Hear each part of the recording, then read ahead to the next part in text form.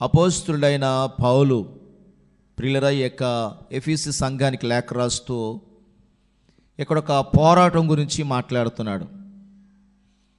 ఇక్కడ ఏం చెప్తున్నాడంటే, మనము పోరాడునది శరీరులతో కాదు. పోరాటం, క్రైస్తవ జీవితం అంటేనే పోరాటం. ఎందుకంటే దేవుని పిల్లలు, బైబిల్ ఏం చెప్తుందంటే, మీరు వెలుగు, నేను వెలుగులో ఉన్న ప్రకారమును మీరును వెలుగులో నడవాలని ప్రభు చెప్పారు. ప్రభునందు మీరు వెలుగై ఉన్నారు అని ఎఫెసీ పత్రికలో మనం చూస్తాం. కనుక లోకము పాపముతోనూ చీకటితోనూ ఉంది. కనుక ఈ లోకంలో క్రైస్తవుడు యేసు ప్రభుని సొంత రక్షకుని అంగీకరించిన ప్రతి ఒక్కరూ వారి ఆత్మీయ జీవితం ఎటువంటిదంటే పోరాటం లాంటిదన్నమాట. కనుకనే ఇక్కడ పౌలు అన్నాడు, మనము పోరాడునది శరీరులతో కాదు, అంటే మనుషులతో కాదు మన పోరాటం, శరీరంతో ఉన్న వారితో కాదు మన యొక్క పోరాటం. అంటే ప్రతి క్రైస్తవుడికి ఒక పోరాటం ఉంది. అది ఆత్మ సంబంధమైన పోరాటం, శారీరకమైనది కాదు. శారీరకమైనది అంటే తెలుసు కదా, చేతులతో కొట్టుకుంటారు, కర్రలతో కొట్టుకుంటారు, కత్తులతో కొట్టుకుంటారు, ఇలాగ రకరకాలుగా పోరాటాలు చేస్తారు. అయితే దేవుని బిడ్డలుగా యేసు ప్రభువుని నమ్మిన వారికి కూడా ఒక పోరాటం ఉంది. అది ఆత్మ సంబంధమైన పోరాటం. ఇక్కడ అన్నాడు కదా, మనము పోరాడునది శరీరులతో కాదు. మరి ఎవరితో పోరాటం అంటే ప్రధానులు అన్నాడు. తర్వాత అంటాడు ప్రస్తుత అంధకార సంబంధులకు లోకనాథులు అన్నాడు, అధికారులు అన్నాడు, ఆకాశ మండలములో ఉన్న దురాత్మల సమూహం అన్నాడు. ఇవన్నీ మన కంటికి కనిపించవు. దురాత్మలు కనిపిస్తాయండి? దయ్యాలు కనిపిస్తాయా? దుష్టాత్మలు కనిపిస్తాయా? కనిపించవు. ఇలాగ రకరకాలైనటువంటి దేవునికి విరోధంగా, దేవుని పిల్లలకి వ్యతిరేకంగా పోరాడే కొన్ని శక్తులు ఈ ప్రపంచము అంతా వ్యాపించి ఉన్నాయి. ఈ ప్రపంచమంతా ఈ శక్తులు అవి మనుషులు కనబడకుండా మనుషుల్ని దేవునికి దూరం చేస్తూ, మనుషులు పాపము చేసేలాగా, మనుషులు దుర్మార్గంగా ప్రవర్తించేలాగా కొన్ని శక్తులు మనుషుల్ని ఏం చేస్తాయంటే ప్రేరేపిస్తూ ఉంటాయన్నమాట. కనుక ఇప్పుడు ఆ కనబడని శక్తులు, ఆ కనబడని ఆ దురాత్మలతో ప్రతి క్రైస్తవుడు ఏం చేయాలంటే పోరాటాన్ని చేయాలి. అదే ఆత్మ సంబంధమైన పోరాటము. ప్రియులరా, ఎలాగా ఈ పోరాటం చేయాలి? బైబిల్ గ్రంథంలో భక్తులు వారు ఎలాగా పోరాటం చేయాలో చాలా స్పష్టంగా చెప్తూ ఉంటారు. చూడండి, కొరింథీ పత్రికలో కూడా ఈ మాటలు చెప్తాడు అపోస్తలుడైన పౌలు. కొరింథీయులకు రాసిన 2వ పత్రిక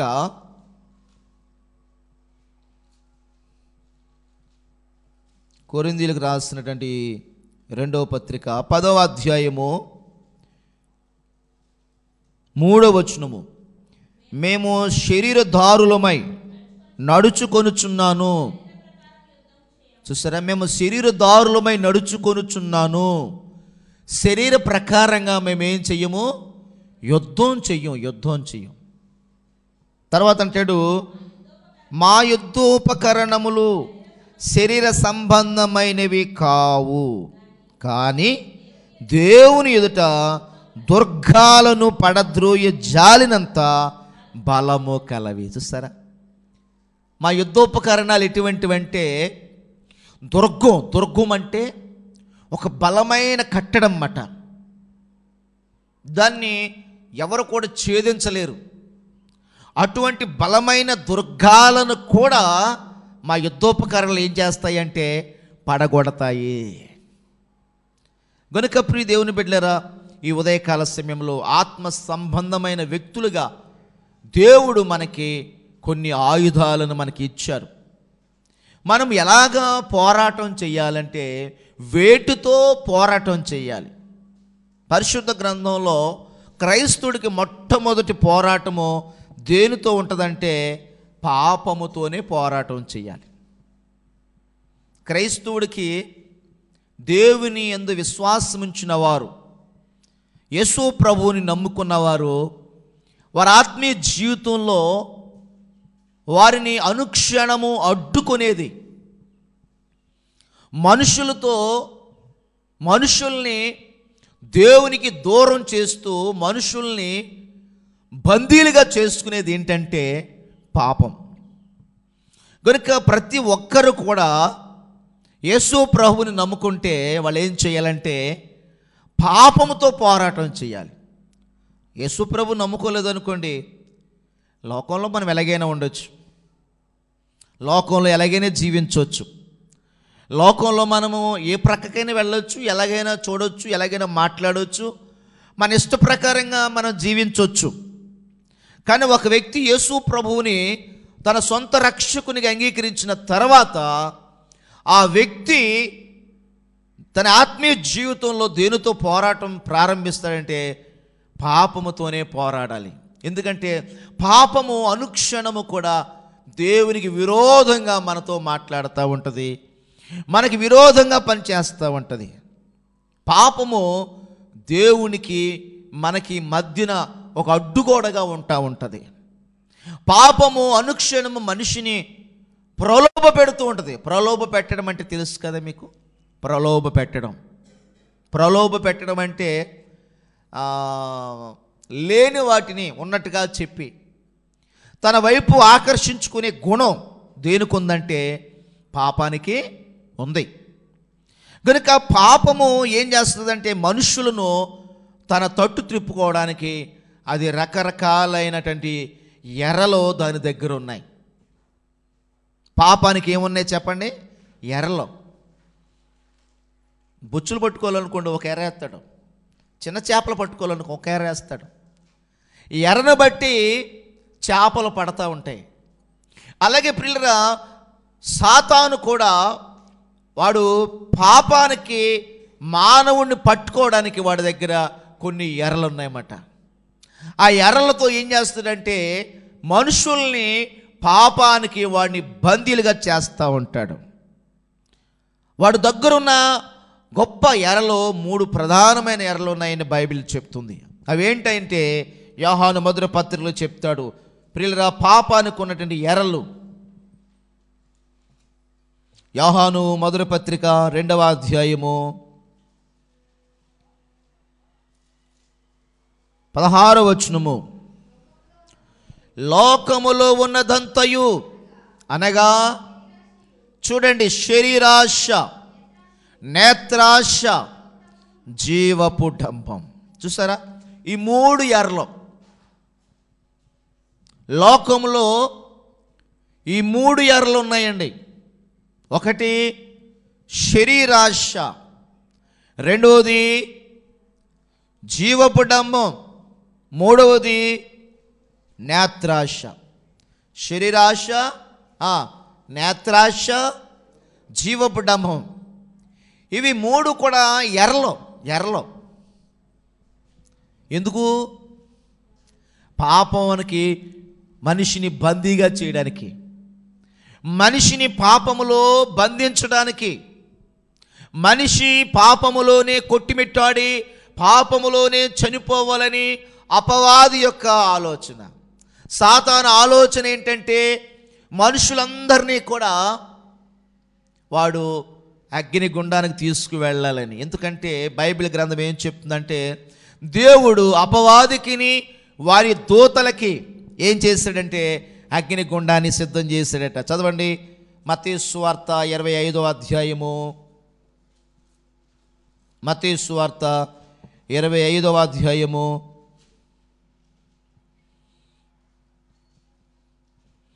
41వ వచనము. ఎడమ వైపున ఉన్న వారిని చూచి, ఎవరు వాళ్ళు? శపింపబడిన వారులారా, నన్ను విడచి ఎవరికే? అపవాదికిని వాని దూతలకును సిద్ధపరచబడిన నిత్యాగ్నిలోకి పోవుడి. చూసారండి, నిత్యాగ్ని. నిత్యాగ్ని ఎవరికి సిద్ధం చేస్తాడు దేవుడు? అమ్మా అక్కడ రాశాడు, అపవాదికిని వాని దూతలకిని. ఎవరికి సిద్ధం చేస్తాడు? మనుషులు కాదు, మానవుల కొరకు దేవుడు నిత్యాగ్నిని సిద్ధం చేయలేదట. బైబిల్ గ్రంథం చెప్తుంది, అపవాదికిని వాని దూతలకి. మరి మానవులకు ఏం చేస్తాడు దేవుడు అంటే, మానవుల కోసం పరలోకంలో స్థలాలు సిద్ధం చేశాడు. పరలోకంలో ప్రియులరా మానవుల కొరకు ఒక సుందరమైనటువంటి నగరాన్ని కడుతూ ఉన్నాడు ఆయన. మానవుల కొరకు ఒక మహిమ కలిగిన పట్టణాన్ని, ఆయన పరలోకం అనే పట్టణాన్ని మనుషుల కొరకు సిద్ధం చేస్తున్నాడు. అంటే మానవులందరూ కూడా ఎక్కడికి రావాలని దేవుని కోరిక? పరలోకం రావాలి, దేవుని రాజ్యంలోకి రావాలి, ఆ మహిమ కలిగిన పట్టణంలో ఉండాలని దేవుని ఆశ. కానీ మానవులందరినీ కూడా అపవాది ఏం చేస్తున్నాడంటే, ఈ ప్రలోభాలకు గురి చేసి, ఎరలు అని చెప్పాను కదా, ఏంటవి చెప్పండి? శరీరాశ, నేత్రాశ, 2, 3 జీవపు డంబం. కనుక ఈ ప్రలోభాలకి వాడు అపవాది గురి చేసి మానవులందరినీ కూడా పాపులుగా చేయాలని, మానవులందరినీ కూడా తనతో పాటు, అంటే వాడు ఏం చేస్తున్నాడు చెప్పండి? వాడు స్ట్రెంగ్త్ని పెంచుకుంటున్నాడు. వాడు స్ట్రెంగ్త్ని ఏం చేస్తున్నాడు? పెంచుకున్నాడు. వాడొక్కడే కాకుండా వాడితో పాటు ఒక పెద్ద సమూహాన్ని తీసుకెళ్ళిపోవాలి. ఎక్కడికి? నిత్యాగ్ని. అక్కడ ఏమన్నాడు చదవండి, ఎంత బాగా చెప్పాడు ప్రభువు. ఏమండి, నన్ను విడిచి అపవాదికిని వాని దూతలకును సిద్ధపరచబడిన నిత్యాగ్ని. అపవాదికిని వాడి దూతలకే దేవుడు సిద్ధం చేశాడు. కానీ ఈ రోజున మానవులు ఎవరు? ఈ అపవాదిని వాడి దూతల్ని వెంబడించి అపవాది యొక్క కోరలో చిక్కుకొని, పాపం కోరలో చిక్కుకొని, పాపానికి బందీలైపోయి, పాపానికి బానిసలైపోయి, పాపానికి లోబడిపోయి, పాపులుగా చేయబడి మానవులు ఏమైపోతున్నారంటే నిత్యాగ్నిలోకి వెళ్ళిపోతూ ఉన్నారు. ప్రియ దేవుని బిడ్డలారా, ఈ రోజున మనము దేనితో పోరాటం చేయాలంటే మొట్టమొదటిగా పాపంతోనే పోరాటం చేయాలి. దేంతో పోరాటం చేయాలి? పాపంతోనే పోరాటం చేయాలి. అందుకని పరిశుద్ధ గ్రంథంలో బైబిల్లో ఏం చెప్తాడంటే, హెబ్రీ గ్రంథకర్త 12వ అధ్యాయము 4వ వచనం చదవమ్మా. హెబ్రీ పత్రిక 12:4. మీరు పాపముతో పోరాడుటలో రక్తము కారునంతగా ఇంకా దానిని, అంటే పాపాన్ని ఎదిరిస్తే ఏమవుతుంది చెప్పండి? రక్తాలు కారుతాయి. అది పాపాన్ని ఎదిరిస్తే మనుషులు రక్తాన్ని కళ్ళ చూస్తారన్నమాట. రక్తము కారునంతగా పాపాన్ని మీరు ఇంకా ఏం చేయలేదు? ఎదిరించలేదు. దేవుని బిడ్డవైన నీవు, బాప్తిస్మం పొందిన నీవు, రక్షణ పొందిన నీవు ఏం చేయాలంటే పాపంతో పోరాటం చేయాలి.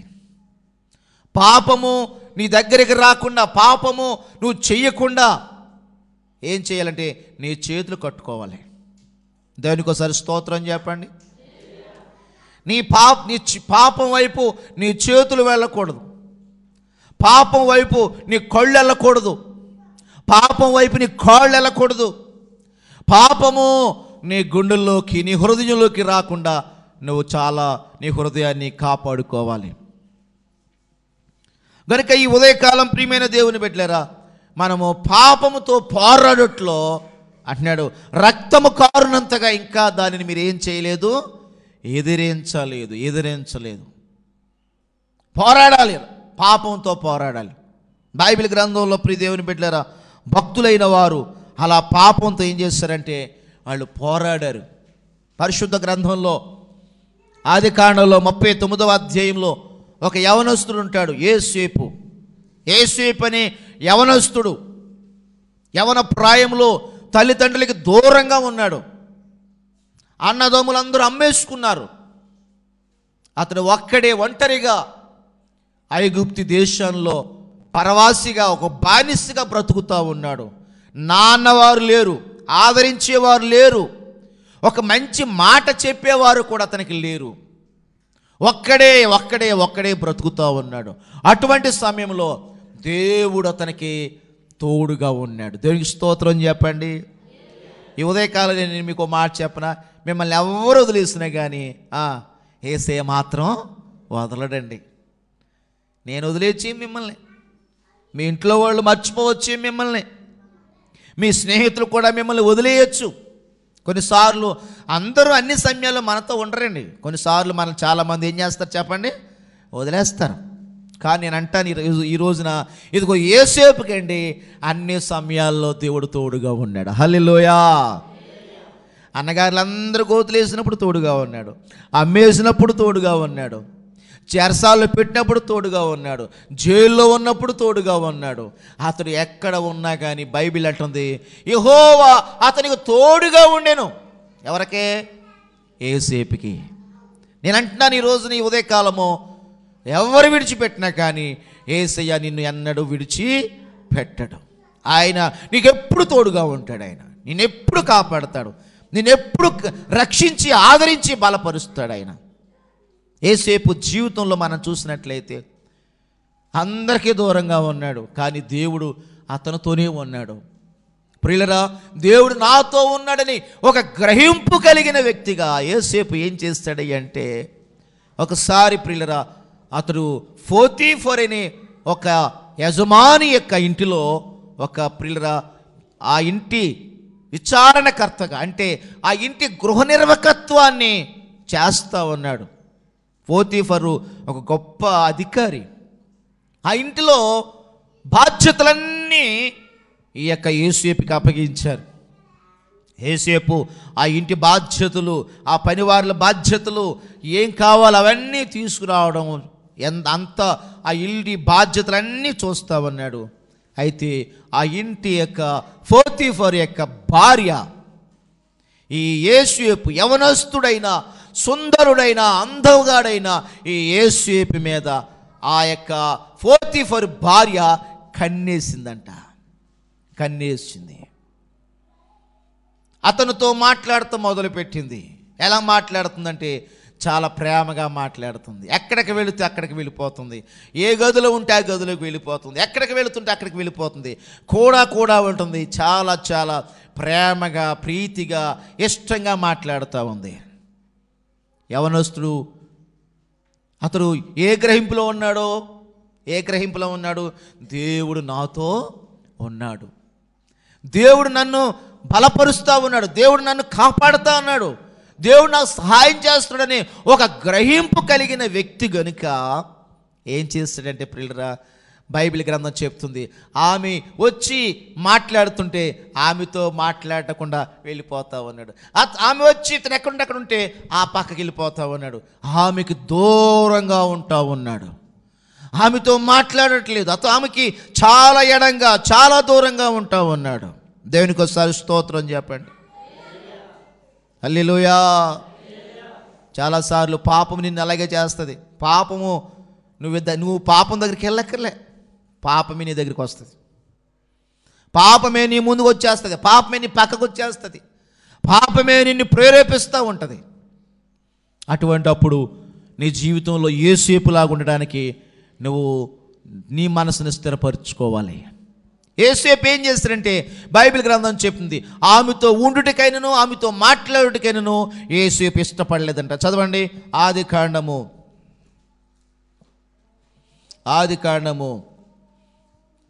39వ అధ్యాయము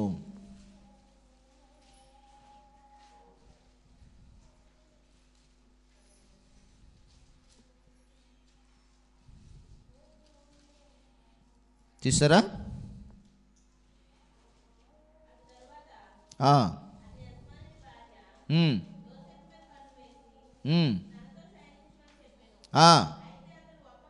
అతడు ఒప్పక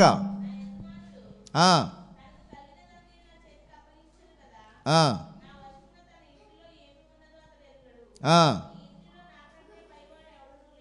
ఉమ్,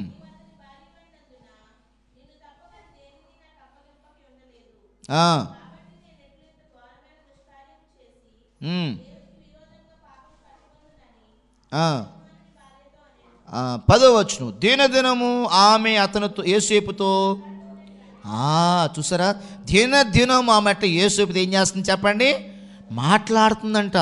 కానీ అతడు ఆమెతో శయనించుటకైనను ఆమెతో ఉండుటకైనను ఆమె మాట విన్నవాడు కాడు. దేవునికి స్తోత్రం చెప్దాం. ఎంత మంచి చక్కగా పరిశుద్ధాత్మ దేవుడు రాసి పెట్టాడండి.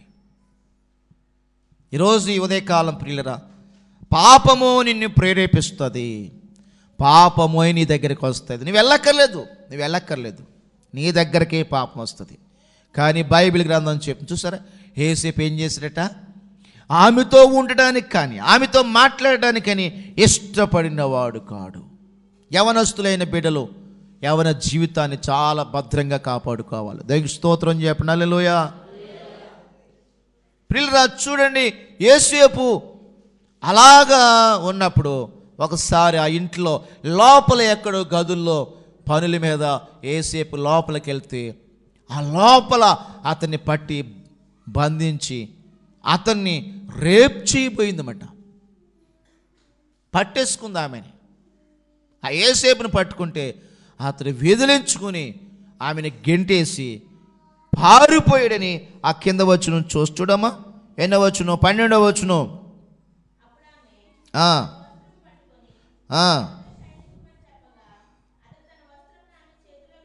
అతడు తన వస్త్రమును ఆమె చేతిలో విడిచిపెట్టి తప్పించుకొని, ఎంత మంచి పారిపోయాడట. పారిపోడు, దేని నుంచి పారిపోయాడు అమ్మా?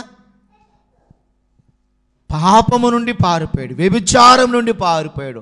ఒక స్త్రీ చేతిలో పడకుండా, ఒక వ్యక్తి, పరాయి వ్యక్తి, ఆ భార్య ఆమె, అతని భర్త, చెప్పండి నాకు. పోతీఫరు భార్య ఆమె, యేసేపు భార్య కాదు, యేసేపు ఆమె భర్త కాదు. ప్రియులారా, అటువంటి సమయంలో యేసేపు తన పరిశుద్ధతని కాపాడుకోవడానికి ఏం చేశాడట, ఆమె చేతిలో తన వస్త్రం ఉంటే ఉండిపోని అని బయటికి పారిపోయాడండి, దూరంగా పారిపోయాడు.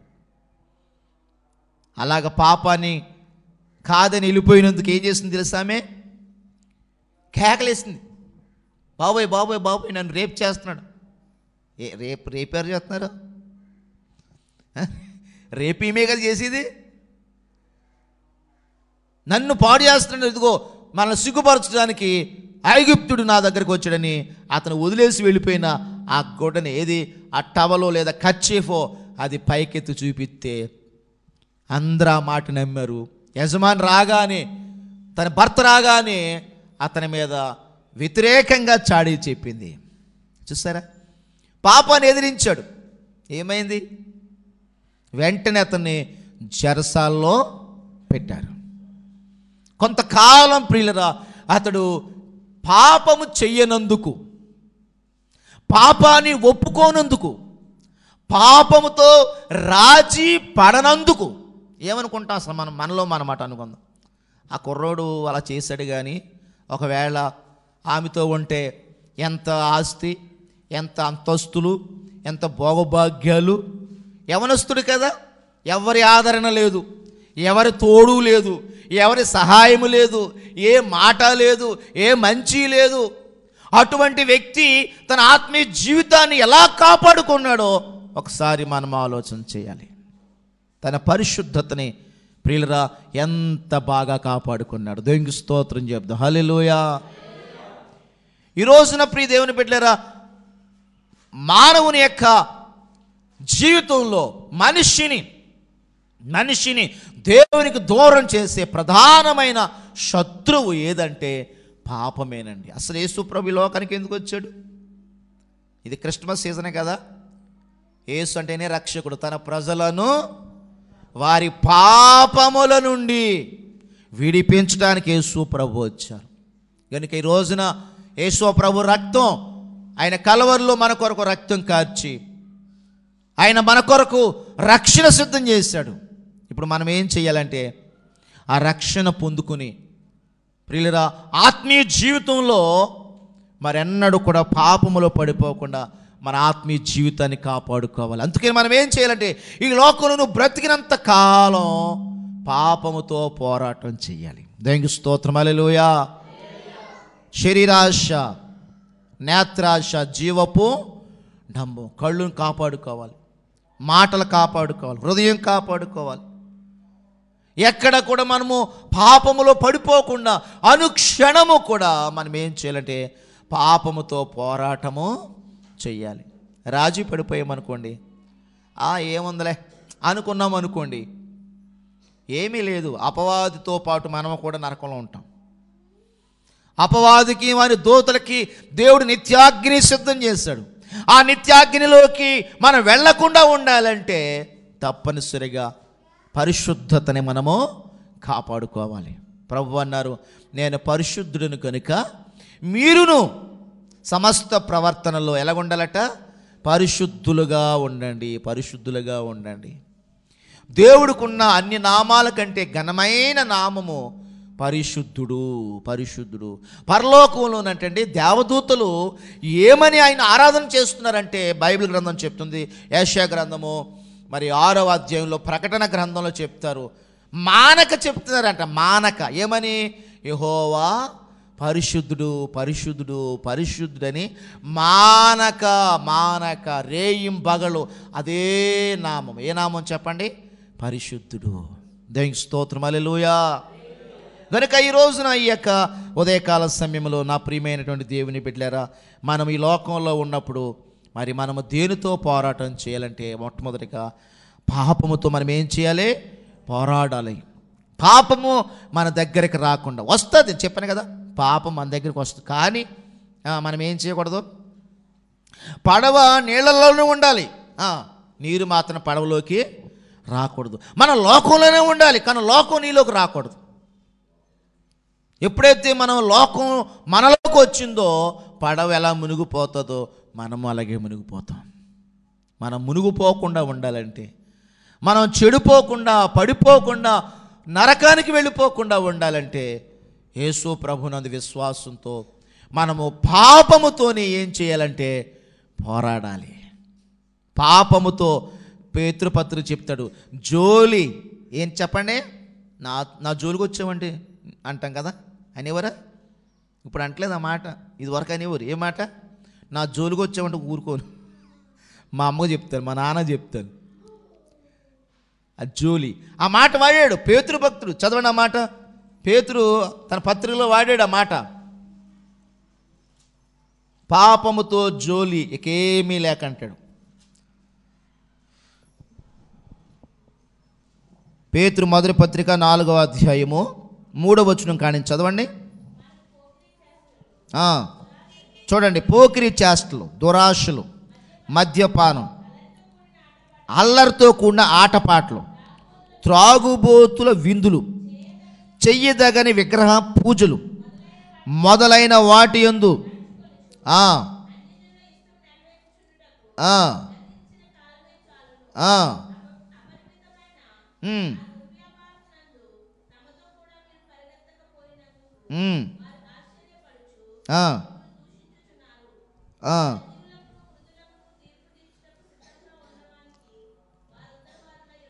చాలు ప్రియులరా, నేను అక్కడ రెఫరెన్స్ మీకు తప్పు చెప్పాను. పాపముతో జోలికి ఏమీ లేకనే మాట ఉంటుంది.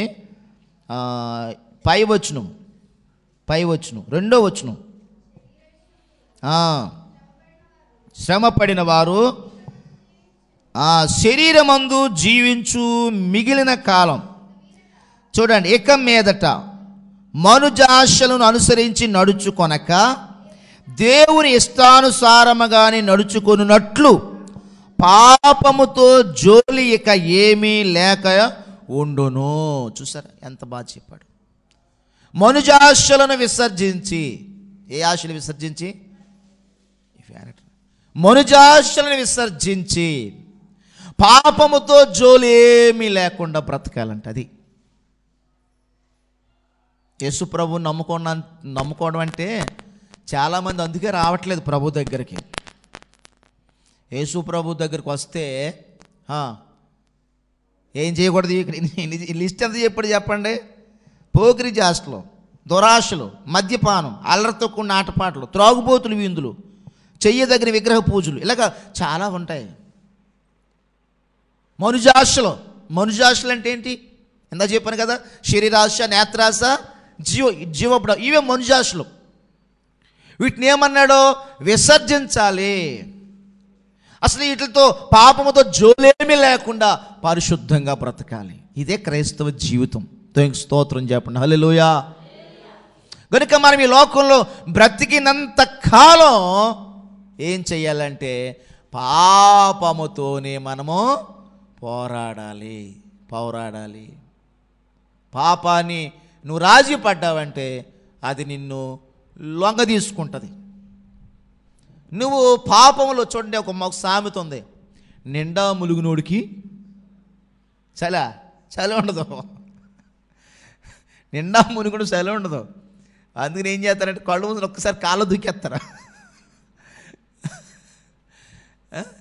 నేను పొద్దుట తలస్నానం చేసినప్పుడు ముందు చెంబుడు ఇలా పోసుకున్నాను చల్లి నీళ్ళు, మళ్ళా పెద్ద చెంబు తీసుకుని తలమేంచి పూజేసుకున్నాను. ఇక అంతే, ఇక చలిపోతుంది, ఇక ఒక దెబ్బతో పోతుంది. ప్రియులరా గమనించండి, మనము ఒకసారి పాపం చేస్తే బాగానే ఉంటుంది, రెండోసారి చేస్తే ఇక దాంట్లో మునిగిపోయి నువ్వు పాపం చేస్తున్నావనే సంగతి కూడా నీకు తెలీదు. అందుకనే నువ్వేం చెయ్యాలంటే ప్రతి దినము నువ్వు దేవుని ఎదుట సరి చేసుకోవాలి. ప్రభువా, ఒకవేళ మనలో చాలా పొరపాట్లు ఉండొచ్చు, తప్పిదాలు ఉండొచ్చు, కానీ వాటిని గుర్తించి వాటిని ఎరిగి నేను నీ ఎదుట పాపం చేస్తాను, నన్ను క్షమించు నాయన, నన్ను కనికరించు తండ్రి, మీ శిలువ రక్తంతో నన్ను కడుగుదేవా అని చెప్పి మరలా పశ్చాత్తాపపడి ప్రభు దగ్గర నువ్వు నూతనపరచబడాలి. అంతే తప్ప పాపములో పొర్లాడి పాపములో జీవించి పాపములోనే నువ్వు ఉండిపోతే పంది ఏం చేస్తుంది చెప్పండి? దానికి బురదగుంటే ఇష్టం. అదే గొర్రె పిల్ల బురదగుంట్లో పడింది అనుకోండి, ఏం చేస్తుంది? ఉంటుందా? అది కాలు జారి పడిపోయిందేమో కానీ వెంటనే లేచిపోయి దులిపేసుకుని మొత్తానికి వచ్చేస్తుంది బయటికి. మనం గొర్రె పిల్లలాగా ఉండాలి, పంది పిల్లలాగా ఉండకూడదు. పంది పిల్లలాగా ఆ గోతులో పడిపోయి ఆ బురదలో పడిపోయి ఇక ఏటెళ్ళ కాలము అందులోనే నాకు సుఖం ఉంది, సంతోషం ఉంది అనుకుంటే ఇందా చెప్పాను కదా, అపవాదికి వారి దూతలకి సిద్ధపరిచిన నిత్యాగ్నిలోకి మనం వెళ్ళిపోతాం. కనుక ఈ ఉదయకాల సమయంలో ప్రియ దేవుని బిడ్డలారా, మనము మొట్టమొదటిగా దేనితో పోరాటం చేయాలంటే పాపంతోనే మనము పోరాటం చేయాలి. రెండవదిగా పరిశుద్ధ గ్రంథంలో మనం చూస్తే మనం దేనితో పోరాటం చేయాలంటే ప్రియులరా ప్రార్థనలో మనము పోరాటం చేయాలి. ప్రార్థన ఆత్మీయ జీవితంలో మనము పాపంలో పడిపోకుండా పరిశుద్ధతని కాపాడుకోవాలి. మన పాపంలో పడిపోకుండా పరిశుద్ధతని కాపాడుకోవాలంటే లోకాన్ని జయించడం మన చేత కాదు. అందుకని మనం ఏం చేయాలంటే దేవునితో సహవాసం పెట్టుకోవాలి. అది ఎప్పుడైతే మనం దేవునితో సహవాసం పెట్టుకుంటామో, దేవునితో మాట్లాడుతూ ఉంటామో, దేవునికి ప్రార్థన చేస్తూ ఉంటామో, దేవునితో మనము మమేకమవుతూ ఉంటామో, మనం దేవునికి ఎంత దగ్గర అవుతామో పాపానికి అంత దూరం జరుగుతూ ఉంటాం. నువ్వు పాపానికి దూరం జరగాలంటే నువ్వు దేవునికి దగ్గర అవ్వాలి. దేవునికి స్తోత్రం చెప్పండి. ఇక్కడ లైట్ వెలుగుతుంది, ఇక్కడ అంతా వెలుగు ఉంటుంది. ఈ లైట్ పట్టుకుని ఆ మూలకి వెళ్ళండి, ఆ మూల లైట్ వెలుగుతుంది. ఈ లైట్ ఎక్కడ తీసుకెళ్తామో అక్కడ అంతా వెలుగుమయమైపోద్ది. కనుక మన జీవితంలో పాపం అనే చీకటి పరిపూర్ణంగా తొలగిపోవాలంటే మనమే ఎక్కువగా ఎవరితో సహవాసం చేయాలంటే దేవునితో సహవాసం చేయాలి. దేవునితో ఎలా సహవాసం చేయగలం? దేవునితో సహవాసం చేసే మార్గం ప్రార్థన ఒక్కటే. నువ్వు ప్రార్థనతో ఎప్పుడైతే దేవునితో సహవాసం చేస్తావో అప్పుడు ఏమవుతుందంటే నువ్వు పాపాన్ని జయించగలుగుతావు. నువ్వు ప్రార్థన చేయలేకపోతే నువ్వు పాపానికి ఏమైపోతావంటే లోబడిపోతావు, లొంగిపోతావు, పాపములోనే ఉంటావు. ఇక దానిలోంచి నువ్వు బయటికి రాలేవు. ఎందుకంటే నువ్వు దేవునితో సహవాసం లేదు కనుక దేవుని సహాయం నీకు రాదు. దేవుని సహాయం నీకు రాకపోతే సాతాను నిన్ను బాగా బంధిస్తుంది. వాడు నిన్ను లోబరి చేసుకుని తన ఇష్టాలన్నీ నీ ద్వారా వాడు నెరవేరుస్తూ ఉంటాడు. కనుక ప్రియులరా, మనం రెండోదిగా మనము ప్రార్థనలో దేవునితో ఏం చేయాలంటే పోరాడే వారంగా ఉండాలి. చదవండి, అపోస్తలుడైన మరి ఎపఫ్రా కొలస్సీ పత్రికలో 4వ అధ్యాయము 12వ వచనంలో చెప్తాడు. చదవండి, 4:12. మీలో ఒకడును క్రీస్తు యేసు దాసుడైన ఎపఫ్రా మీకు వందనములు చెప్పుచున్నాడు. మీరు సంపూర్ణులను, ప్రతి విషయములోను ఆ దేవుని చిత్తమును గూర్చి సంపూర్ణ ఆత్మ నిశ్చయత గలవారునై నిలకడగా ఉండవలెనని ఇతడు ఎల్లప్పుడూ మీ కొరకు ప్రార్థనలో పోరాడుచున్నాడు. దేవునికి స్తోత్రం చెప్పండి అమ్మా, బిగ్గరగా చెప్పాలి. హల్లెలూయా. చూస్తారా, ప్రార్థనలో పోరాడుతున్నాడు. ఎవరు? ఎపఫ్రా. ఎందుకు పోరాడుతున్నాడు? దేవునిలో నిలకడగా ఉండాలి. దేవునిలో సారిసారికి పడిపోయేవారుగా ఉండకూడదు. వీళ్ళు నిలకడగా ఉండాలి, సంపూర్ణ ఆత్మ నిశ్చయత కలిగిన వారుగా ఉండాలని ఒక దైవజనుడు, అతని పేరేంటి చెప్పండి? ఎపఫ్రా. పోరాడుతున్నాడు. ఈ రోజున నీ ఆత్మీయ జీవితం కొరకు, నీ కుటుంబం కొరకు నువ్వు కూడా ఏం చేయాలంటే దేవుని సన్నిధిలో పోరాడాలి.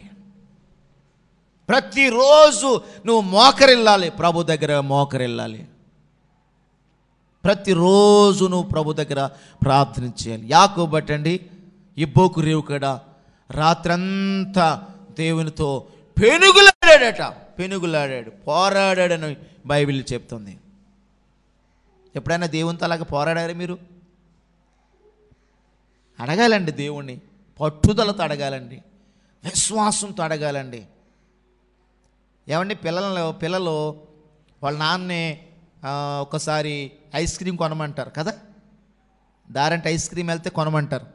లేకపోతే మార్కెట్లోకి ఎప్పుడు తీసుకెళ్తే ఆడికి ఏదో నచ్చింది అక్కడ కనిపిస్తే అది కొనమంటాడు. కొన్నాడు అనుకుంటే తండ్రి ఏం చేస్తాడు?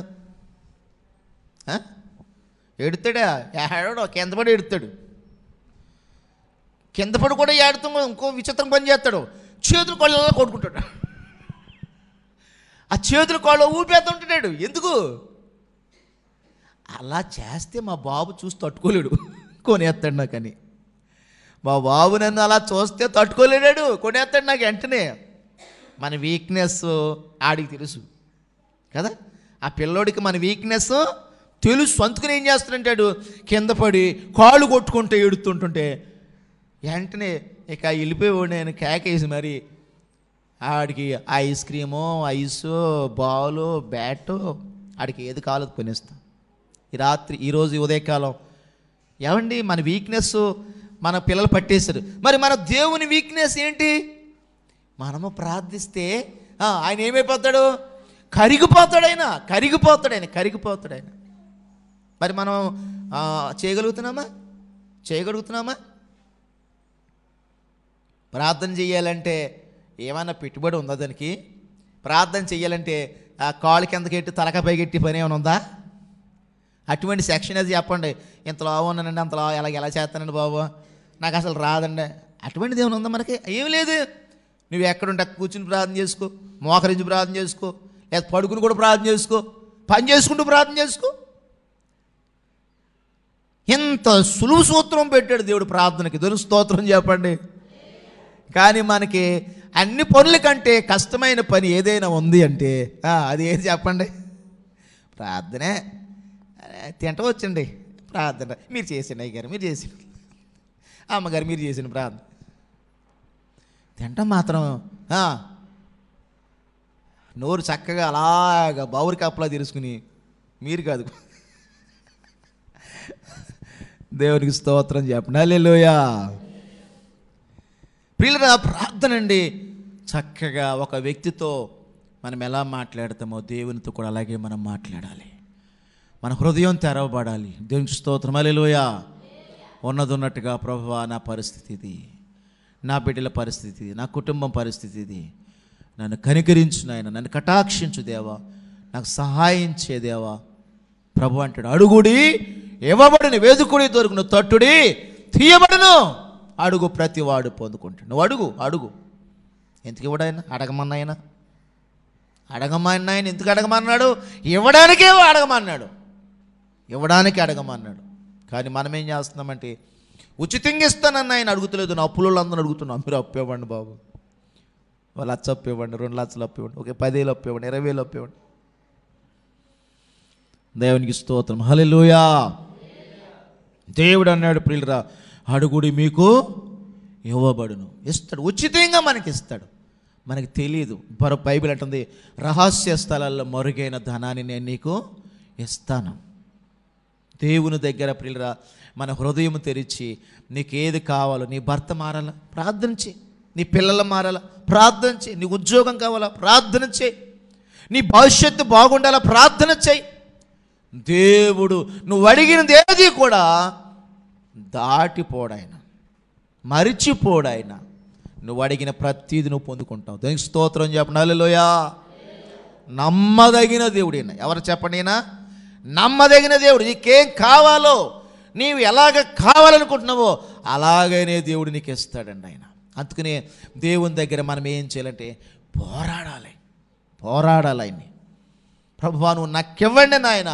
పిల్లోడు ఎలాగైతే గింజుకుని తండ్రితో కొనిపించుకున్నాడో, మనము కూడా ప్రభు ఎదుట మనం మోకరించి ప్రియులరా ప్రార్థన చేసినప్పుడు ఆయన కనికరిస్తాడు, కనికరిస్తాడు, కరుణిస్తాడు. ఆయన అందరూ ఆశ్చర్యపడేలా కరుణిస్తాడు, అందరూ నివురిపడేలాగా కరుణిస్తాడు. నీకు సహాయము అద్భుతంగా పంపిస్తాడు ఆయన. దేవునికి స్తోత్రం చెప్పండి, హల్లెలూయా. కనుక ప్రియులరా మనము రెండవదిగా దేనితో పోరాడాలంటే ప్రార్థనలో పోరాడాలి. ఎందులో పోరాడాలి చెప్పండి? ప్రార్థన. ప్రార్థన ఎప్పుడైతే ప్రార్థన చేస్తామో నీ అవసరాలు తీరుతాయి. రెండోదిగా నువ్వు పరిశుద్ధుడిగానే బ్రతుకుతావు. అది నువ్వు పరిశుద్ధతలో నిలిచి ఉండాలంటే, పరిశుద్ధత నీకు ఉండాలంటే, లోకము నీలో కలిసిపోకుండా, లోకము నీకు అంటుకోకుండా నువ్వు పవిత్రంగా ఉండాలంటే నువ్వు ప్రార్థన చేస్తూ ఉండాలి. బ్రతికినంతకాలం ప్రార్థన చేయాలి. అది ఎంతకాలం అండి? ఎంతకాలం ప్రార్థన చేయాలి? నువ్వు బ్రతికినంత కాలం. ఊపిరి ఎంతకాలం అంటే ఎంతకాలం ఊపిరి తీసుకుంటావు? ఊపిరి ఎంతకాలం తీసుకుంటాం? బ్రతికినంతకాలం ఊపిరి తీసుకుంటాం. అలాగే బ్రతికినంత కాలము కూడా మనం ఏం చేయాలంటే ప్రార్థన చేయాలి. నువ్వు బ్రతుకున్నావంటే ప్రభు దగ్గర ప్రార్థన చేస్తూ ఉండాలి. ప్రభు నీ అవసరాలు, ఆకర్లు, నీ కుటుంబాన్ని దీవిస్తాడు, ఆశీర్వదిస్తాడు, నిన్ను బలపరుస్తాడు. కనుక ప్రియ దేవుని బిడ్డలారా, రెండవదిగా మనము మరి ప్రార్థనలో ఏం చేయాలి చెప్పండి? పోరాడాలి. బైబిల్లో భక్తులు అలాగ దేవుని దగ్గర పోరాడారు. వారు పోరాడితే దేవుడు వారి ప్రార్థనలు ఆలకించి వాళ్ళ జీవితాల్లో ఘనమైన కార్యాలు చేస్తారు. మూడవదిగా చూడండి ప్రియులారా, మనము దేనితో పోరాటం చేయాలంటే మరలా విశ్వాసంతో కూడా పోరాటం చేయాలి. మొట్టమొదటిగా చెప్పాను, పాపంతో పోరాటం చేయాలి. రెండవదిగా మనము ప్రార్థనలో పోరాడాలి. మూడవదిగా విశ్వాసములో కూడా ఏం చేయాలి చెప్పండి? పోరాడాలి. విశ్వాసం లేకుండా ఎలాగ పోరాడతాం మనం? విశ్వాసం లేకుండా ప్రార్థన ఎలా చేస్తాం? విశ్వాసం లేకుండా దేవుని ద్వారా ఏం పొందుకుంటాం? కనుక మన జీవితంలో ప్రియులరా పరిశుద్ధతను కాపాడుకోవాలంటే ప్రార్థన ఉండాలి. ప్రార్థనలో నిలక ఉండాలంటే విశ్వాసం కూడా ఉండాలి. విశ్వాసం లేకపోతే ఎక్కడ ప్రార్థన చేస్తావు నువ్వు? ఏమ్మా, విశ్వాసం లేకపోతే ప్రార్థన చేస్తా? నువ్వు ప్రార్థన చేస్తున్నావు అంటే అర్థం ఏంటో తెలుసా? నీకు విశ్వాసం ఉందని అర్థం. దేవునికి స్తోత్రం, హల్లెలూయా. విశ్వాసం ఉన్నవారు మాత్రమే ఏం చేయగలుగుతారంటే ప్రార్థన చేయగలుగుతారు. బైబిల్ గ్రంథం చెప్తుంది ప్రియులరా, మనము విశ్వాసంతో కూడా ఏం చేయాలంటే పోరాడాలి. విశ్వాసాన్ని కాపాడుకోవాలి. విశ్వాసాన్ని మనము బైబిల్ గ్రంథం అమూల్యమైన విశ్వాసం అన్నాడు. ఏ విశ్వాసం చెప్పండి? అమూల్యమైన విశ్వాసం. కనుక విశ్వాసాన్ని మనం చాలా జాగ్రత్తగా కాపాడుకోవాలి. ఈ విశ్వాసంతో మనము దేవుని దగ్గర ప్రియులరా పోరాడే వారంగా ఉండాలి. బైబిల్ గ్రంథంలో చూడండి, ఒక రెఫరెన్స్ చూద్దాం. తిమోతికి రాసిన మొదటి పత్రిక 6:12. తిమోతి రాసిన మొదటి పత్రిక 6వ అధ్యాయము 12వ వచనం. చూడండి, విశ్వాస సంబంధమైన మంచి పోరాటము పోరాడుము, నిత్య జీవము చేపట్టుము, దాన్ని పొందుటకు నీవు పిలవబడి అనేక సాక్షుల ఎదుట మంచి ఒప్పుకోలు ఒప్పుకొంటివి. చూసారా, విశ్వాస సంబంధమైన మంచి పోరాటం. నేను సేవకు వచ్చినప్పుడు మా అమ్మగారు మా నాన్నగారు అన్నారు, నిన్ను చాలా డబ్బులు ఖర్చు పెట్టి చదివించాము. ఎందుకంటే మా తమ్ముడు డిగ్రీ చదువుకున్నాడు, మా చెల్లేమో ఇంటర్మీడియట్ చేసింది. వాళ్ళకి సాధారణంగా చదివించారు. కానీ నేను ఇంటర్మీడియట్ అయిన తర్వాత మళ్ళా గుంటూరులో నేను పాలిటెక్నిక్ చదివాను. చాలా డబ్బులు నాకు నెల నెల మా నాన్నగారు పంపిస్తూ ఉండేవారు. చాలా నా మీద వాళ్ళు హోప్స్ పెట్టినారు, ఏదో పెద్ద ఉద్యోగం చేయాలని. నిజమే, ఈరోజు పెద్ద ఉద్యోగం ఇది. దేవుని స్తోత్రం చెప్పండి. సేవ అంటే అన్ని ఉద్యోగాల కంటే పెద్ద ఉద్యోగం. అప్పుడు ఆ రోజున నేను సేవకు వస్తే మా నాన్నగారు మా అమ్మగారు ఇలాగే అన్నారు, నువ్వు బైబిల్ పట్టుకుని సంచి వేసుకుని ఎవరన్నా మాటలు చెప్తున్నాను మీకు, ఇంటింటికి వెళ్ళి అడుక్కుంటాకైనా మిమ్మల్ని నిన్ను చదివించలేదు, నీకు చాలా డబ్బులు అయింది, ఒకసారి డబ్బులు కట్టి అన్నారు మా నాన్నగారు. డబ్బులు కట్టే నీకు ఆయనకు వచ్చేంత డబ్బులు ఇచ్చేసే, నీకు ఎంత డబ్బు ఖర్చు పెట్టామని ఒకసారి అన్నారు. పిల్లరా, వాళ్ళు ఎన్నన్నా కానీ నేను సేవే చేస్తాను. మళ్ళీ అన్నారు, సరే సేవ చేసావు, నువ్వు జీతానుకుండు అన్నారు. ఏమన్నారు? జీతానుకుండు. జీతానికి ఏదైనా ఒక సంస్థలో నెల వాళ్ళు ఒక 1000 రూపాయలు 2000 ఇస్తారు, జీతానుకుండు అన్నారు. నాకు కుదరదు, నేను జీతం చేసుకుని, లేకపోతే నేను ఉద్యోగం చేసుకుని సేవ చేయొచ్చు, నేను అలా చేయను అన్నాను. ఉద్యోగం చేసుకుని సేవ చేయన్నారు, అలాగా చెయ్యి. నేను విశ్వాసంగానే సేవ చేస్తాను. దేవుడు ఉన్నాడు కదా, నన్ను నా బిడ్డలు పోషిస్తాడు. దేవుడు లేకపోతే చెప్పండి, ఉద్యోగం చేసుకుని సేవ చేస్తాను. దేవుడు లేకపోతే చెప్పండి, ఎవరి దగ్గరికి వెళ్ళి పాలిరదం చేస్తాను. దేవుడు ఉన్నాడు కదా, మరి ఉన్నప్పుడు నన్ను ఎందుకు పోషించడు? బైబిల్ ఏం చెప్తుంది? మొదటగా మీరు ఆయన నీతిని, ఆయన రాజ్యాన్ని వెతకండి, అప్పుడు మీకు అవన్నీ ఇస్తానన్నాడు. ఏమి తిందుమో, ఏమి త్రాగుదమో, ఏమి ధరించుకుందామో చింతించొద్దు అన్నాడు దేవుడు. ప్రభు సేవకు పిలిచిన, ప్రభువా నేను నీ సేవ చేస్తాను, కానీ నన్ను, నా భార్యను, నా బిడ్డలు నువ్వు పోషించాలి. దానికి స్తోత్రం, హల్లెలూయా. మన అవసరాలు ప్రభు తీర్చాలి, మన అక్కర్లు ప్రభు తీర్చాలి. అందుకే మనం ఏం చేయాలి? విశ్వాసంతో దేవుని దగ్గర ప్రార్థన చేయాలి. ఏది ఎప్పుడు ఇవ్వాలి, ఏది ఎప్పుడు సహాయం చేయాలి, దేవుడు చేస్తాడు. ఆయనే చేసే వరకు ఓపిక కలిగి ఉండాలి. తొందరపాటు మనకి పనికిరాదు. దేవునికి స్తోత్రం, హల్లెలూయా. కనుక విశ్వాస సంబంధమైన పోరాటం అన్నాడు ఆయన. ఏ పోరాటం అన్నాడండి? విశ్వాస, చదవన్నమాట మొదటి తిమోతి పత్రిక 6:12. ఏ పోరాటం అంట? విశ్వాస సంబంధమైన మంచి పోరాటం. ఇది మంచి పోరాటం అండి. విశ్వాసంగా బ్రతకడం. నిజంగా నా జీవితంలో ఈ విశ్వాసం గురించి చెప్పాలంటే ఎన్ని సాక్ష్యాలునండి, ఎన్ని సాక్ష్యాలు. ఈ పూటకి లేదు అంటే, ఈ పూటకి డబ్బులు లేవంటే, ఈ సమయానికి అది లేదంటే, దేవుడు నిజంగా ఏలియాకి కాకులతో ఆహారం పంపినట్టుగా ఎన్నో, నాకే కాదండి, విశ్వాసంగా ఉండే ప్రతి ఒక్కరికి ఆ అనుభవాలన్నీ ఉంటాయి. దేవునికి స్తోత్రం, హల్లెలూయా. మీరు అలాగే విశ్వాసంగానే ప్రభు పైన ఆధారపడి, ప్రభువే నాకు ఈ కుటుంబంలో ఈ కార్యం చేయాలి, ప్రభువే మాకు ఈ సహాయం చేయాలని మీరు ఆశపడినప్పుడు దేవుడు ప్రతి ఒక్కరికి ఆయన సహాయం చేస్తాడు. ఎవరికి ఆయన దూరంగా ఉండడండి. నీలో విశ్వాసం ఉంటే దేవుడు నిన్ను అద్భుతంగా దీవిస్తాడు. దేవునికి స్తోత్రం చెప్పండి, హల్లెలూయా. కనుక ప్రియ దేవుని బిడ్డలారా, మరి మూడవదిగా మనము విశ్వాసంతో ఏం చేయాలి చెప్పండి? పోరాటం చేయాలి. నాలుగవదిగా చూద్దాం, హెబ్రీ పత్రిక 10వ అధ్యాయము 32వ వచనము.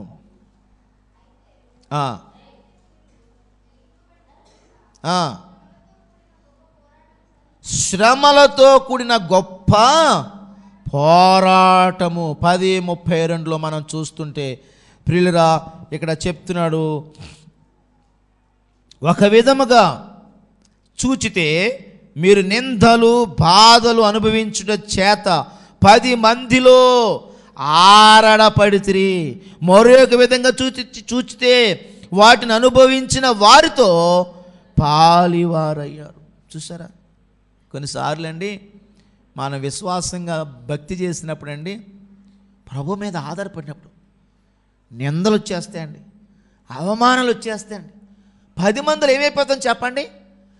ఆరడిపడు అంటే చేరారేసేస్తే అలాగా అంటే అల్లరైపోతామట, అల్లరైపోతాం.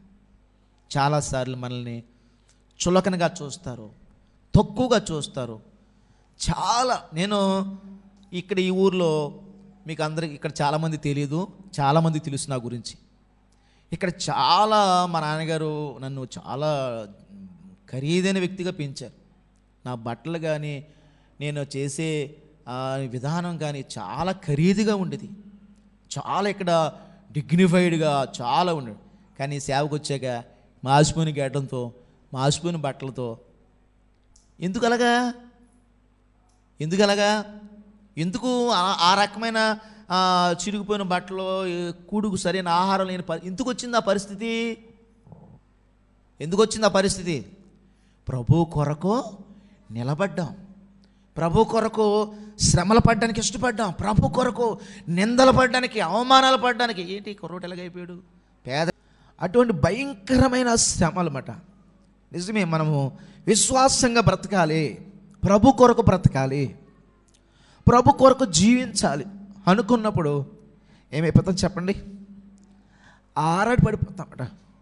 అందరూ మనల్ని మాట్లాడుకుంటారు, మన గురించి అందరూ మాట్లాడుకునేలాగా మనం ఒక సెంటర్ పాయింట్లో ఉంటామండి. ఇప్పుడు మనం విశ్వాసంగా ఉన్నప్పుడు, మనము దేవుని యందు భయభక్తులతో ఆయన మార్గాల్లో జీవించాలి అని ఆశపడినప్పుడు మనం ఎలా ఉంటామంటే వాళ్ళకి మాట్లాడుకోవడానికి ఒక పాయింట్ అన్నమాట, వాళ్ళకి ఒక చర్చనీయాంశంగా మనమే ఉంటాం. దేవుని స్తోత్రం, హల్లెలూయా.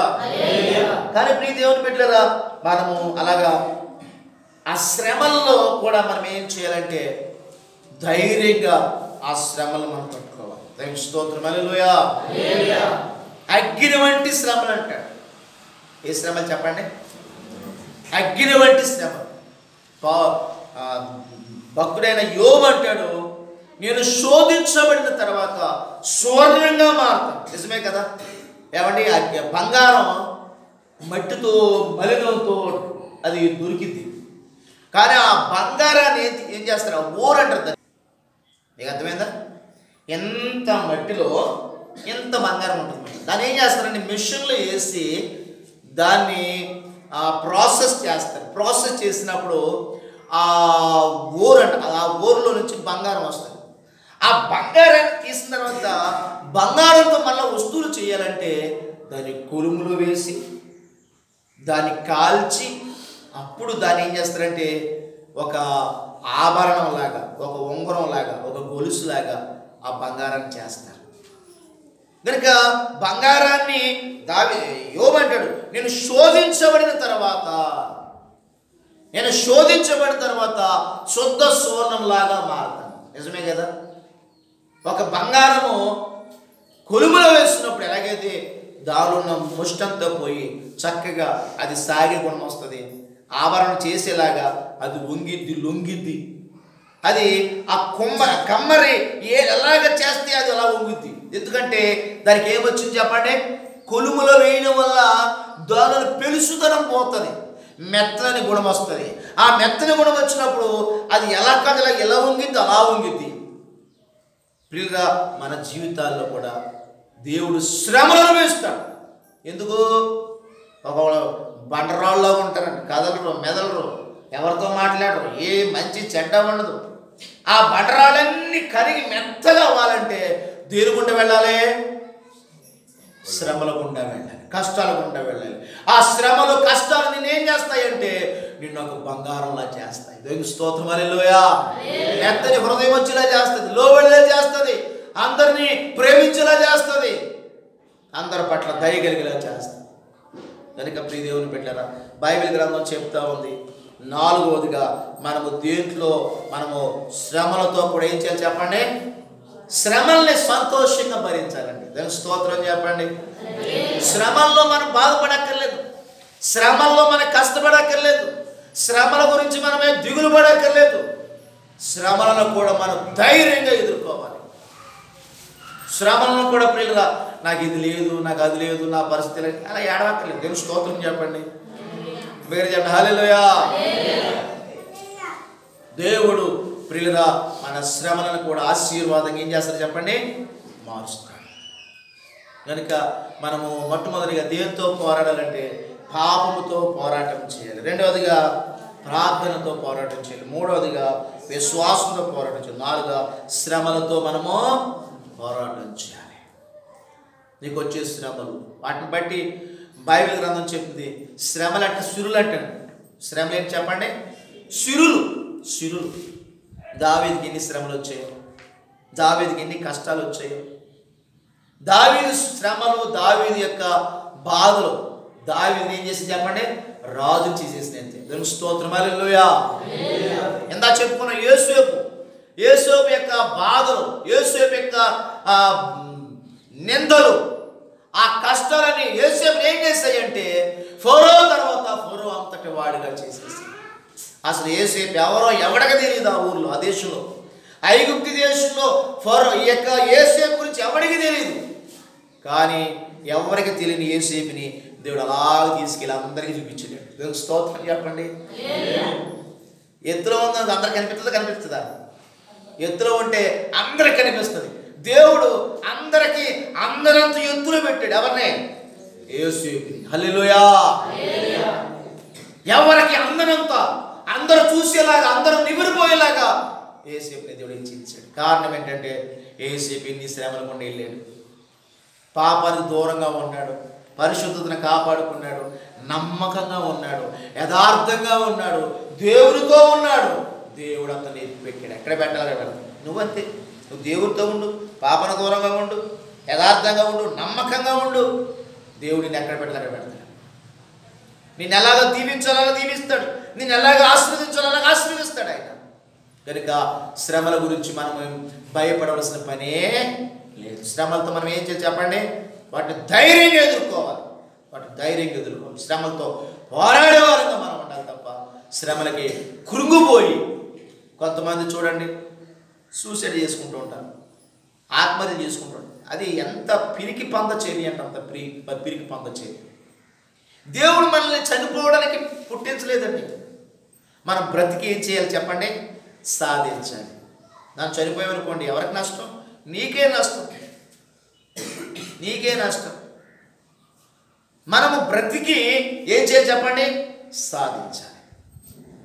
బ్రతికి ప్రియులుగా ఇలా బ్రతకండి రా అని చెప్పండి అందరికీ మనం చాటి చెప్పేలాగా. అంతే తప్ప పిరికితనం అనేది అటువంటి ఆ బాధలు చూసి, శ్రమలు చూసి, కష్టాలు చూసి మనం ఎప్పుడు వెనకడుగు వేయకూడదు. దేవుని స్తోత్రం హల్లెలూయా. దేవుడు మనకు తోడుగా ఉంటాడు, దేవుడు మనల్ని నడిపిస్తాడు, దేవుడు మనకు సహాయం చేస్తాడు. గొప్ప దేవుడు మనకు ఉన్నప్పుడు మనం ఎందుకు వెనకడుగు వేయాలని, మనం ఎందుకు ప్రియులుగా శ్రమలు చూసి బాధపడాలి? దేవుడు మనల్ని దీవిస్తాడు, ఆశీర్వదిస్తాడు. కనుక శ్రమలతో మనం పోరాటం చేసే వారికి మనం దేవుని స్తోత్రం చెప్పండి. హల్లెలూయా. ఐదవదిగా బైబిల్ గ్రంథం చెప్తుంది చూడండి, ఎఫెసీ పత్రిక 6:12.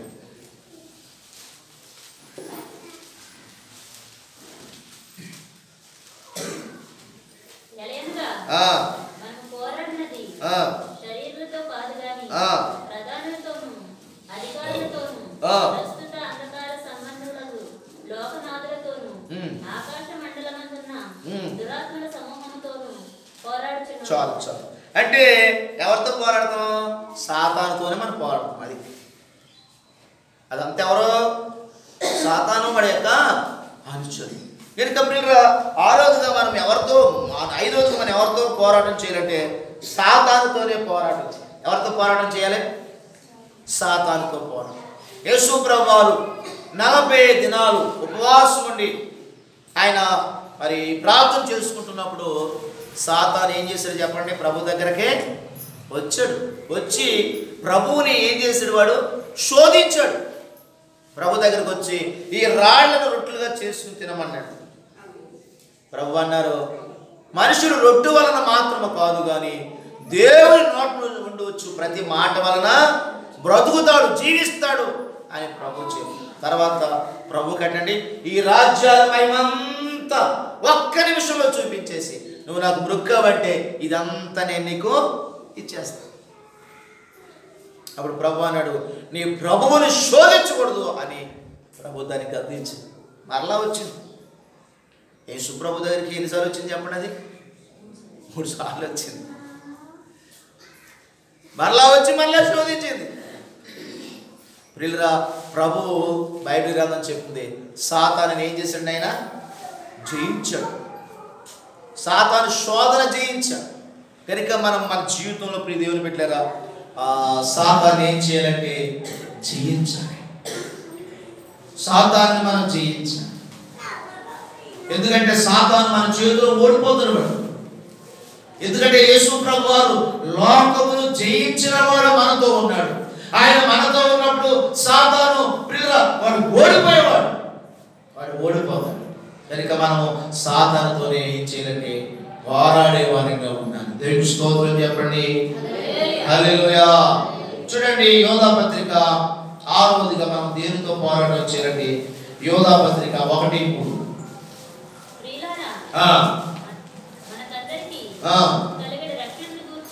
మనకందరికి కలిగిన రక్షణ గూర్చి మీకు రాయవలనని విశేష ఆసక్తి కలిగి ఒక్కసారి అప్పగింపబడిన బోధ నిమిత్తము మీరు పోరాడవలనని మిమ్మును వేడుకొనుచు రాయవలసి వచ్చెను. చాలు చాలు. చూడండి, ఇక్కడ ఏం చెప్తున్నాడంటే బోధ నిమిత్తం పోరాడండి అంటున్నాడు. దేని నిమిత్తం పోరాడాలి? బోధ. బోధ. ఈ రోజున ఎన్ని బోధలు వచ్చేసినాయి అంటే కలిపి చెరిపేడి బోధ, అబద్ధ బోధ, ఏమంటే రకరకాలైన బోధలు ఈ రోజున బయలుదేరిపోయారు. బైబిల్లో ఎన్ని పుస్తకాలు ఉన్నాయంటే తెలవు. బైబిల్లో ఎంతమంది యేసేపులు ఉన్నారంటే తెలదు. అసలు బైబిల్లో భక్తులు ఎంతమంది ఈ గ్రంథాన్ని రాశారంటే తెలియదు. అసలు బైబిల్ ఎలా వచ్చిందో తెలియదు, ఆ పేరు ఎలాగొచ్చిందో తెలియదు. చాలామంది అండి ఈ రోజున బైబిల్ పట్టుకుని నేను బోధకుండే, నేను ప్రార్థనతో చాలు, ప్రార్థన వస్తే చాలు. ఏమంటారు చెప్పండి? నేను పాస్టర్ గారిని. వాళ్ళలో సమర్పణ ఉండదు, ఏది వదలరు, త్యాగం ఉండదు, సమర్పణ ఉండదు, విశ్వాసం ఉండదు. నువ్వేం వదిలేవరా బాబు అంటే ఆడు ఏం వదలడు, అన్నీ ఆడుతూనే ఉంటాయి. దేవుని స్తోత్రం చెప్పండి. ఏది వదలడు అసలు. నేను పాస్టర్ని. నువ్వు పాస్టర్ వెళ్ళి అసలు నువ్వేం వదిలేవు. ఇక అంటే బోధ నిమిత్తం పోరాడాలంట. దేని కొరకు పోరాడాలి చెప్పండి? బోధ. దేవుడు మనకు అప్పగించిన బోధని గట్టిగా పట్టుకోవాలంటే. దేవునికి స్తోత్రం చెప్పండి. హల్లెలూయా. దేవుడు ప్రతి ఆదివారం మీకు అద్భుతమైన సందేశాలు, వాక్యాన్ని, లోతైనటువంటి సత్యాలని దేవుడు బయలుపరుస్తున్నాడు, ఇస్తున్నప్పుడు. అందుకు నేను అంటాను, రాసుకోవాలి. నేనేం చేస్తాను తెలుసా మీకు? నా మెసేజ్లో ఒకసారి కూర్చుని వింటూ ఉంటాను, బైబిల్ చదువుతాను, నా మెసేజ్లు వింటాను. నేను రాసుకున్నటువంటి స్లిప్లు ఉంటాయి, వాక్యాలు, అవన్నీ చదువుతూ ఉంటాను. ఎందుకు తెలుసా? రివిజన్ అండి. అవన్నీ రివిజన్. ఎప్పటికప్పుడు రివిజన్ చేసుకోవాలి. చదువుకునే పిల్లలు చెప్తారు, రివిజన్ చేసుకొని. ఎందుకు రివిజను? మర్చిపోతాం. మనకున్న అలవాటు అది, మరుపు ఉంది మనకి. అలాగ మనం మర్చిపోకుండా ఉండాలంటే ఈ యొక్క నమ్మదగిన బోధని గట్టిగా పట్టుకోవాలి. బోధ నిమిత్తం కూడా పోరాడే వారంగా ఉండాలి. అబద్ధ బోధలు ఈ రోజు నన్ను ఇంటికి వచ్చి నేను చెప్తారు, నీ చెప్తారు. నువ్వు చెప్పేది వాళ్ళు చెప్పేది వింటాం కదా, నువ్వు చెప్పాలి. ఇదిగో వాక్యం ఎలాగుంది చూడండి. మీరు అపోస్తుల కార్యగ్రంథం 17:10. అపోస్తుల కార్యగ్రంథం 17వ అధ్యాయము 10వ వచనం. 17:10.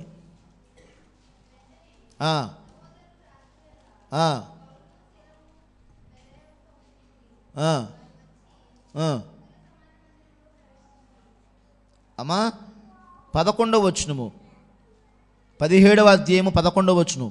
వీరు దెస్సలోనికలో ఉన్న వారి కంటే గనులై ఉండిరి గనుక ఆసక్తితో వాక్యం అంగీకరించి పౌలు శీలయులు చెప్పిన సంగతులు అలాగ ఉన్నవో లేవో అని ప్రతి దినము లేఖనమును పరిశోధించుచు ఏం చేశారు? ఇలా చూడండి నా వైపు. ఎవరు చెబుతున్న వాక్యాలని పరిశీలన చేస్తున్నారేలో, నా బోటుడు వాక్యం కాదంటది. ఎటువంటి వాళ్ళారో? పౌలు శీలలండి. పౌలు శీలలంటే పౌలు గారు వస్త్రాలు తగిలితే చాలు దెయ్యాలు పారిపోయి, పౌలు గారు రాసిన పత్రికలు ఎవరు రాయలేదు, వాళ్ళు మహాపండితులు. వాళ్ళు అటువంటి పండితులు చెబుతుంటే వాళ్ళు చెబుతున్న వాక్యాలు అలాగ ఉన్నవో లేవో అని బైబిల్ని దగ్గరెట్టుకుని వాళ్ళు చెప్పే మాటలు ఈ మాటలు ఒకటేనా కాదా అని లేఖనాలను పరిశోధిస్తూ వచ్చారంట. దేవునికి స్తోత్రం చెప్పండి. హల్లెలూయా. అది మనకు కావాలి. మనిషి మాట కాదండి. నేనైనా తప్పు చెప్పొచ్చు, కానీ బైబిల్ తప్పు చెప్పదు. బైబిల్ ఎప్పుడు యథార్థత ఉంటుంది, నమ్మకమైన బోధ. కనుక బైబిల్లో ఉందా? ఆయన చెప్తున్నాడు, ఆ మాట ఉందా? అలా ఉందా? బైబిల్ చెప్తేనే మనం చెప్పాలి, బైబిల్ మాట్లాడితే మాట్లాడాలి. బైబిల్ సైలెంట్గా ఉందనుకో, మనం సైలెంట్గా ఉండాలి. బైబిల్ మాట్లాడితేనే మాట్లాడాలి, బైబిల్ మాట్లాడకపోతే మనం కూడా మాట్లాడకూడదు. దేవుని స్తోత్రం చెప్పండి. హల్లెలూయా. కనుక బైబిల్ ప్రియులరా, మరి ఆ రోజుగా బోధ నిమిత్తం కూడా మనం ఏం చేయాలంట? పోరాడే వారంగా ఉండాలి. 7వది ఇంకో మాట చెప్పి నేను వాక్యం ముగిస్తాను. చూడండి, గలతీ పత్రిక 5వ అధ్యాయం 17వ వచనము. త్వరగా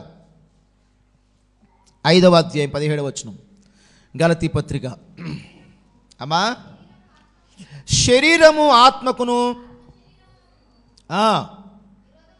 విరోధముగా అపేక్షించుచున్నవి, ఇవి ఒకదానికొకటి వ్యతిరేకంగా ఉన్నవి గనుక మీరు ఏమి చెయ్య నిశ్చయింతురు వాటిని చాలు. అంటే ఆఖరి 7వదిగా చూస్తే శరీరంతో కూడా పోరాడాలి. శరీరం ఇలా చూడండి, మోకాళ్ళు వేయండి ఆత్మ చెప్పిద్ది, నొప్పి వస్తున్నాయి కదా ఎందుకు మోకాళ్ళు అంటది. శరీరం కదా. ప్రార్థనకి వెళ్దామా? 12 అయిపోయింది, వాక్యం మొదలెట్టేస్తారు, ఎందుకు ఆగిపోదాం? శరీరం మాట్లాడుతుండ అంతే. శరీరం ఏం చేస్తుందంటే ఎప్పుడు కూడా ఆత్మ విషయాలలో ముందుకు వెళ్ళనివ్వదు. జాగ్రత్తగా వినాలి. ఈ శరీరం ఏం చేస్తుందంటే ఆత్మ విషయాలలో ముందుకు వెళ్ళనివ్వదు. లేసావు కదా ప్రార్థన చేయంటే, ప్రార్థన చేయాలని ఉంది, టైం అయిపోయింది, టిఫిన్ చేయాలి, భోజనం పెట్టాలి, చాలా టైం అయిపోయింది. ఎవరు మాట్లాడతారు? శరీరం మాట్లాడుతూ ఉంటుంది, ఆత్మ అంటుంది లేచావు కదా ఒక్కసి ప్రార్థన చేసుకుంటుంది. దేవునికి స్తోత్రం చెప్పండి. దగ్గరికి హల్లెలూయా. ప్రభువు అన్నారు, ఆత్మకిని శరీరానికి ఆత్మ ఇవి ఒకదానికొకటి విరోధంగా అపేక్షిస్తే కోరుకుంటాయి. కాబట్టి మీరు ఏం చేయాలంట? శరీరంతో పోరాడాలి. దేవునికి స్తోత్రం చెప్పండి. ఈ శరీరం చెప్పినట్టు దీని మాట అంటే మనం నరకానికి వెళ్ళిపోతాం. మీకు అర్థమైందమ్మా? ఈ శరీరం చెప్పినట్టు చేయకూడదు మనం. మరి ఆత్మ మాట, లోపల ఆత్మదేవుడు, మన యొక్క ఆత్మలో మన దేవుడు మనతో మాట్లాడుతున్నాడు. ఆత్మ మాటకి మనం ఏం చేయాలి? లోబడాలి, ప్రార్థన చేయాలి, పాటలు పాడుకోవాలి, పరిశుద్ధంగా ఉండాలి. ఓ పూట లేకపోయినా పర్లేదు, ఒక అరగంట లేట్ అయిపోయిన ఇంకా వదిలేండి, 1 గంట అయిపోతుంది ప్రార్థన, వెళ్ళిపోవాలి ఇంటికి. ఎంతసేపు దందాపన ఎక్కడ చెప్పండి? ఆ కూరదాకల మీద, అన్నం మీద ఈ వదిలేయాలి అన్నీ. ప్రార్థనకు వచ్చాం, కాసేపు ప్రశాంతంగా రిలాక్స్గా విందాం, వాక్యం విందాం. అలాగా మన మనసును ట్యూన్ చేసుకుంటూ ఉండాలి. మన శరీరాన్ని మనము అదుపులో పెట్టుకోవాలి, ఇది చెప్పినట్టుగా మనం విన్నామంటే నరకానికి వెళ్ళిపోతాం అంతే. లేచిపోవాలి, ప్రార్థన చేసుకోవాలి. నేను 3ంటికి లెగుతాను, బాగా ఒకసారి అలిసిపోతే కనీసం 4ంటికని లేచిపోతాను. ఒకసారి 1 గంటకు వస్తామండి. మొన్న విజయవాడ వెళ్ళాం, వచ్చి 3 అయ్యిందండి. నేను వచ్చి 3 అయ్యింది, ఇంటికి వచ్చి 2:30 అయ్యింది. 2:30 అయితే అప్పుడు ఇక సరే నా ప్రార్థన 3ంటికి. ఏం చేయను? ప్రార్థన చేయాలి, పడుకోవాలా. శరీరం అంటుంది పడుకో అంటుంది, ఆత్మ ఏమంటుంది నీ టైం అయింది కదండి. ఆత్మ ఏమంటుంది నీ ప్రార్థనకి టైం అయింది అంటుంది ఆత్మ. శరీరం ఏమంటుంది ఇప్పుడు దాకా మెలుకుని వచ్చావు, ఇప్పుడే వచ్చావు, పడుకున్నా కానీ నీకు టైం చాలదు, నిద్ర చాలదు. ఎవరు చెప్తున్నారు ఆ మాట? శరీరం చెప్తుంది. అయినా కానీ ప్రార్థన చేసుకుని ప్రియుల పడుకోవాల్సి వచ్చింది. దేవునికి స్తోత్రం చెప్పండి. హల్లెలూయా. మనము ఆత్మస్వరాన్ని మనం వినాలి. శరీరంతో మనం పోరాటం చేసే వరంగా ఉండాలి. శరీరం చెప్పినట్టుగా అంటే మనం తప్పనిసరిగా దేవుని రాజ్యానికి వెళ్ళలేము. బైబిల్ ఏం చెప్తుందంటే శరీరానుసారులు అంటాడు. శరీరానుసారులు దేవుని సంతోషపెట్టలేరు, ఆత్మానుసారులట దేవుని సంతోషపరుస్తారు. కాబట్టి శరీరానుసారంగా మనం జీవిస్తే చావవలసిన వారై ఉంటారు అంటాడు రోమపత్రికలో. కాబట్టి మన శరీరంతో కూడా ఏం చేయాలి చెప్పండి? పోరాడాలి. ఇంకొక మాట నేను చెప్తాను చూడండి. 13:24 లోకాసువార్త 13:24. లోకాసువార్త 13:24. ఆయన వారిని చూచి ఇరుకు ద్వారమున ప్రవేశింప పోరాడుడి, అనేకులు ప్రవేశింప చూతురు కానీ వారి వలన కాదని మీతో చెప్పుచున్నాను. చూస్తారా, ఈ 13:24లో చెప్తున్నాడు. ఆయన వారు చూచి ఇరుకు ద్వారమున ప్రవేశింప ఏం చేయాలి? ఇరుకు ద్వారంలో ప్రవేశించడానికి ఏమన్నాడు? పోరాడాలి, పోరాడాలి. అమ్మా, ఇరుకు ద్వారం ఏసే మార్గం ఏ మార్గం చెప్పండి? నేనే మార్గం, నేనే సత్యమన్నాడు. కానీ ఏమన్నాడు? మార్గం ఇరుకు, ఇబ్బందిగా ఉంటుంది, కష్టంగా ఉంటుంది. కానీ దాని అంతా నిత్య జీవం. అది ఇరుకే కానీ ఒక రోజున పరలోకం వెళతాం. అది ఇరుకే కానీ నిత్యత్వంలో ఉంటావు. అది ఇరుకే కానీ సుఖము సంతోషం ఉంటుంది. అది ఇరుకే కానీ నీ ఆత్మ సదాకాలం ఆనందిస్తుంది. ఎక్కడ కొరకు చూసుకుంటావా? అక్కడ కొరకు చూసుకుంటావా? ఎక్కడ ఎంతకాలం ఉంటావు నువ్వు? ఎంత సుఖపడినా, ఎన్ని భోగభాగ్యాలు అనిపించినా నీ శరీరం మొలతలు పడిపో తప్పదో, నీ పళ్ళు ఊడిపోక తప్పదో. అవునే కదా, పళ్ళు ఊడతాయి ఊడవా? ఏమండి నా బాబు, పళ్ళు పోవడమండి ఇలాగ ఉండదు. శరీరం ఒళ్ళిపోదండి, ఉండదు. ఇలాగ వంగిపోతాం తప్పదు, వంగిపోవాలి. ముసలితో అవుతారెవరా చెప్పండి? అయిపోవాలి. అంటే ఈ లోకం మనకి ఎవరికి శాశ్వతమో కాదు, వదిలేయాలి ఈ లోకంలో. కనుక ఏం చేయాలి మనము? ఈ తాత్కాలికమైన వాటి కొరకు ఇరుకు ద్వారాన్ని నువ్వు మానేస్తావంటే నీ అంతము నిత్య జీవం కాదు కదా, నిత్య నరకంలోకి వెళ్ళిపోతా. కనుక ఈ ఇరుకు ద్వారంలో ప్రవేశించడానికి నువ్వైనా నేనైనా ఏం చేయాలి చెప్పండి? పోరాడాలి. దేవునికి స్తోత్రం. హల్లెలూయా. ప్రభువా, నీ ఇరుకు మార్గంలో నేను ఉంటాను ప్రభువా, నీ కొరకు బ్రతుకుతాను. ఇది కష్టమైన ఇక్కడే ఉంటాను ప్రభువా, ఇబ్బంది అయినా ఈ మార్గంలోనే ఉంటాను ప్రభు అంటావా? దేవుడు నీకు గొప్ప ఆశీర్వాదాన్ని, గొప్ప దీవెనను నీకు ఇస్తాడు.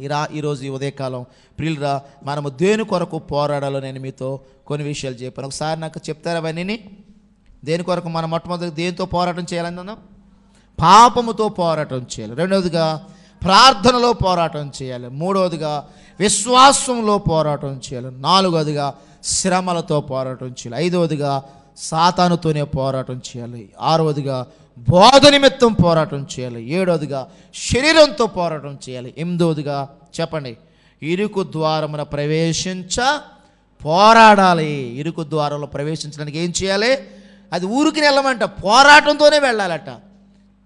చాలామంది ట్రై చేస్తారంటే అది వాళ్ళ వల్ల అవ్వదు అంటే ఆగిపోతారు. ఆగిపోయే గుంపులో ఉంటావో, వెళ్ళే గుంపులో ఉంటావో, ఎవరిలో ఉంది చెప్పండి? మనలోనే ఉంది.